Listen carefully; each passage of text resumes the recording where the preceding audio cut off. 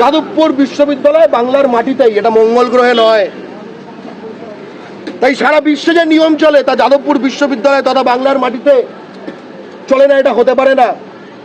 যদি মঙ্গল গ্রহ, প্লুটো, ইউরেনাসে মনে করে তারা বিচরণ করছে, বাংলা পক্ষ ঘাড় ধরে সেই সব এলাকাকে আবার পশ্চিমবঙ্গের মধ্যে আবার নিয়ে আসবে। আমরা বলছি যাদবপুর বিশ্ববিদ্যালয় এখানে অনন্য নয়।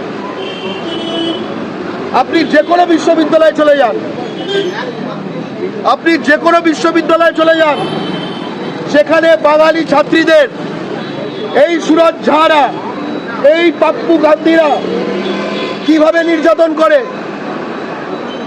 আপনারা এখানকার ফেস্টগুলোর সময় চলে যান, তখন বাঙালি নারীদের গণশ্লীলতাহানি করা হয়। আপনারা দেখছেন আওয়াজ, রোজকারের হক কথা। For more updates about Awaaz, please subscribe our YouTube channel Rajshekhar thali.